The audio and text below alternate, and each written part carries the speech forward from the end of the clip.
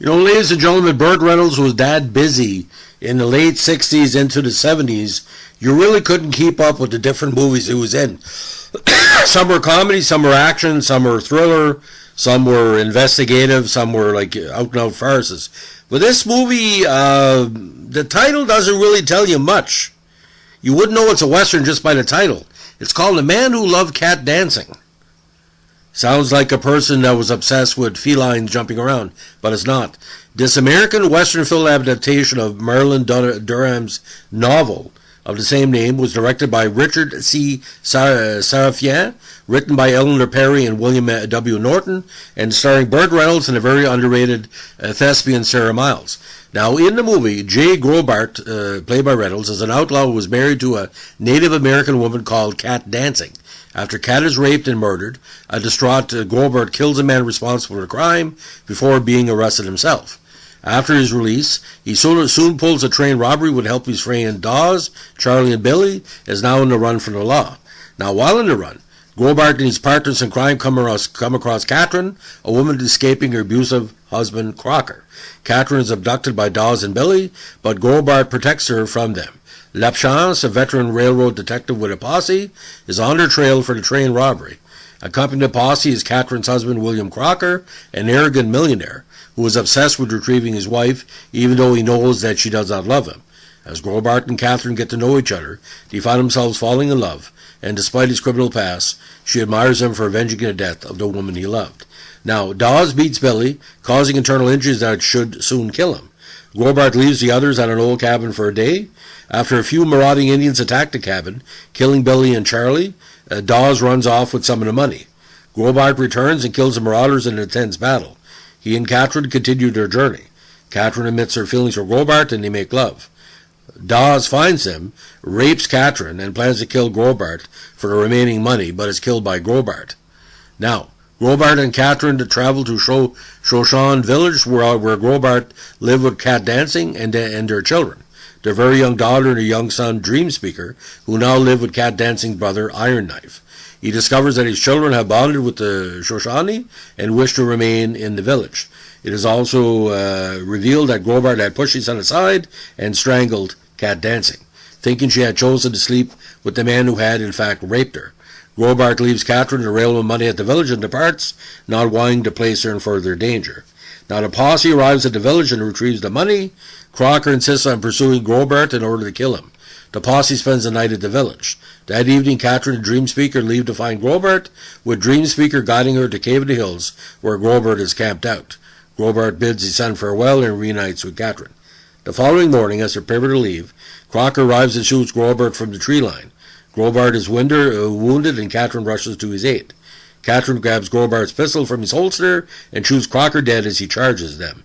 Lapchance orders his men to put Crocker's body on a pack horse, and having already retrieved the railroad money, leaves Crocker's horse for Grobart. Grobart pulls himself to his feet and embraces Catherine. Now, other key actors in this, and is a great cast. Lee J. Cobb as Harry Lapchance, Jack Warden as Dawes, George Hamilton as William Crocker, Bo Hopkins as Billy Bowen, Robert Donner as Dub, Jay Silverheels as Chief, and James Hampton as Jimmy. Now, the film is based on the debut novel by Durham. She was an Evansville housewife who had never attended a writing class before and knew little about the West, although she had studied at the University of Evansville for a year and was a lifelong reader and lover of movies, particularly Italian spaghetti westerns. In January 70, she sat down and started writing, wanting to pay off the 25-year mortgage on her 64-year-old widowed mother's home, wanting to write a big, juicy, dirty bestseller. She was particularly inspired by the works of Jeffrey Household. Now, she based Jay on Lee Van Cleef, Catherine on Julie Adams, and Willard on Carol O'Connor, and admits she wrote it as a movie, inspired by her movie watching. She sent the book off to agents and it was accepted by Harcourt Brace Jovanovich. Even before the novel had been published, movie rights, foreign rights, and paperback rights were sold. The New York Times called the book beautifully executed and eventually became a bestseller. Now, when the film rights were sold before the novel had been published, it was for $50,000. Eleanor Perry had read the novel in galleys and loved it. She took the novel to producer Martin Pohl, who bought it and agreed to produce together with Perry writing the script. Now, Perry had recently split from her husband Frank, personally and professionally. In early 72, she said the film would contain very little of the murderous violence we've seen in westerns lately. Perry described the film as the first women's lib western. Now, Perry admitted the novel was a female fantasizing, but what else was Wuthering Heights? Now, Pohl set up the film at MGM, where Dan Melnick was head of production. The movie was that studio's biggest budget film of the year. Melnick tried to get Steve McQueen and Alan McGraw to play the leads, but was eventually unsuccessful. Perry said the film cried out for Hepburn and Bogart, but we settled on Burt Reynolds. Now, Burt was signed November 72, and he said he did the movie because I loved the book, and I never done a love story either. The filmmakers wanted Jane Fonda for the female lead, and Candace Bergen was discussed, Reynolds for a future co-star starting over. Now, Anthony Harvey was pursued to direct. Karen Lindley, the female lead in the film, was one of the 2 roles in Hollywood every actress wants to do. She said that, the other being Daisy in The Great Gatsby. In January of 1933, Richard Sarafian signed to direct. The same month, Sarah Miles was cast in the female lead. Perry said Pohl sidelined her during pre-production, and would continue to do so through production. I never had one approval. I never knew what was happening. Pohl claimed that his contract with Perry gave her no approvals, and that she was often not available for consultation during pre-production. Now, the movie was filmed in Bryce Canyon National Park, Kanab, the St. George Hurricane Area, Zion, Virgin River, and Silver Reef in Utah, as well as Gila Bend and Old Tucson, Arizona. Now, controversy surrounded the movie when this happened. While filming in Arizona, Sarah Miles' personal assistant, David Whiting, was found dead under mysterious circumstances in her hotel room at Gila Bend, Arizona on February 11th. Before his body was found, the night previous, the cast and crew had gone to the town of Ajo to celebrate Reynolds' birthday. When he returned to the hotel, Miles spent several hours in Reynolds' room until 3 a.m., later claiming she was using the service of a masseuse there. When she returned to her room, Whiting was there and asked her where she had been. She told him. Whiting hit her. She screamed, and it was helped to escape by Miles' son's governess. Miles returned to Reynolds' room for the rest of the night. When she returned to her room the next morning at 11 a.m., she found Whiting dead, and investigators discovered a head injury on Whiting and some bloodstains. Now, an inquest into death was heard. MGM objected to Miles, Reynolds, and Miles' son's governess appearing on the grounds it would hold up production. A doctor gave evidence that the death was due to a drug overdose, and the head injury came from Whiting falling against a table. Filming of the unit shifted to Rio Rico, Arizona. Now, Whiting's mother was upset that Miles and Reynolds did not appear at the inquest and accused them of a cover-up. Reynolds and Miles eventually gave evidence at the inquest after being ordered by a judge. The inquest found that Whiting died of a drug overdose. It was later revealed that Miles and Whiting had been having an affair, and this, together with resulting publicity, contributed to the disintegration of her marriage to her husband, Robert Bolt. Now, Perry did not go on a set because Pohl did not want her there. She says much of the script was rewritten by the actors, notably George Hamilton, and several writers, including William Norton, Robert Bolt, Tracy Keenan Wynn, Steve Shagan, and Brian Hutton. Pohl denied Bolt, Wynn, Shagan, Hamilton, or Hutton rewrote the script. He says he, Sarafan, and MGM were dissatisfied with the script and hired William Norton to work on it prior to shooting. He said she was offered the chance to collaborate with Norton, but Perry declined. It was fairly easy to batter me since westerns are traditionally the turf of jocks, said Perry. In particular, she fought with Pohl and Sarafan over a rape scene. The lead female was raped in the novel, but Perry removed it from the screenplay. She was independent, a sort of 1880s liberated woman, said Perry. I thought she would defend herself, but that she would not be raped. But the director and my co-producer thought otherwise. One of them told me rape turned some men on. Perry lost the fight. She said although she was co-producer, she had no actual authority. From now on, I only want to work with people I respect and like, she said. Life's too short. Now, Pohl claimed the rape was necessary to motivate the action and denied he was a chauvinist. I love women, he added. I am a heterosexual man who loves women, and I have probably had more women work for me than anyone else. Norton tried to claim credit for the script, but the Writers Guild of America awarded sole credit to Perry. Now, the critics Didn't like it, and the biggest critic was Burt Reynolds, who said in published reports, it's not as good as the book, talking about the movie. Now, Roger Greenspun in the New York Times did not care for the film. The film's poetry is as numbing as its violence. The Man Who Loved Cat Dancing is indeed a kind of festival of incompetence. Good line. Each shot is held slightly too long or too short, and is somehow off-center. Each performance is uncertain, like something seen in an early rehearsal. Even the Indians look fake, including good old Jay Silverheels, who was real.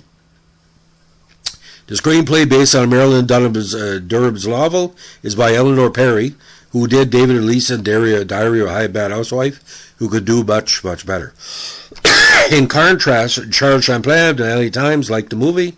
He's a review for the John Williams webpage. He noted the complications in making the picture.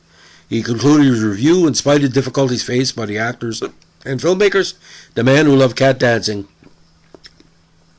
both scorches widescreen location photography, an interesting feminist spin on traditional Western formulas, with Miles' strong-willed Catherine Crocker, and engaging screen presence throughout, and strong support for virtually the entire cast in particular. The film proved once and for all that Burt Reynolds was capable of handling a straight dramatic role, as well as a lightweight comic one. Anyway, Burt Reynolds later said, and this is published reports again, there's nothing to talk about in Cat Dancing except that it brings me pain. So I'd rather not talk about it. So I'm not sure to talk about the controversy with Miles' lover or what the whole situation.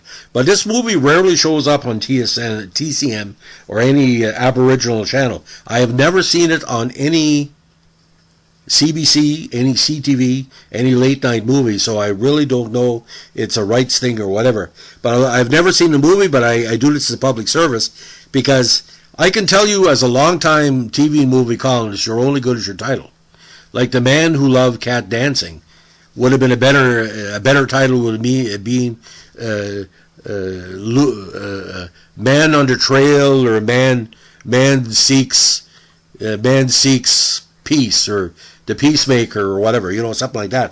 But The Man Who Loved Cat Dancing, it sounds like, again, a drunk at a bar who basically says, I don't like the dancing on the floor, I like the way cats dance. And as a lot of people know, the only time cats dance, if you got a little play toy and he's jumping at it, like my adopted cat Joey. Joey loves the cat dance when I'm playing with his mouse. But Burt Reynolds, like I said, in the 1970s, he was in everything, doing everything. He did movies about gators and football and stuntmen, and this was before Cannonball Run. 1970s was Burt Reynolds' decade, but when he struck out, boys, he did the Dave Kingman and Reggie Jackson. He struck out. Now, this movie itself, I've heard different statistics about the box office, and I can tell you, the last I saw, it barely made its money back. It was $3 million for the movie, made $3.6 million, but what really hurt it, despite the John Williams music and the great cinematography by Harry Stradlin Jr., MGM put it out June 28, 73. Now, if I'm not mistaken, it would have been competing with The Sting and other movies throughout that summer and fall. And if anybody's have a chance to see an unknown Western book to many, starring Burt Reynolds or Newman and Redford, and a bunch of character actors as well. 73 was a very interesting year because certain movies were supposed to hit big, didn't hit, and movies that did hit big, it was like 12 months on the screen. So it was pushing out some of these what they call art films. This would be called an art film in 2023 is what I'm saying. So ladies and gentlemen, that's my take on The Man Who Loved Cat Dancing. If you like what we're doing here with our vintage Western movie podcast, please let us know. We've got some good response to our John Wayne podcast in the 70s. If you'd like to see me do something on these movies from the 60s, I don't know too much about the background of these movies in 40s and 50s. I'm a more modern era. So if you want to keep it to John Wayne of his last 20 years, from his key movies up, let me know. Don't forget to like, comment, subscribe, or share, or super chat. And don't forget, requests are always appreciated and always highly considered. Have a good one. Bye.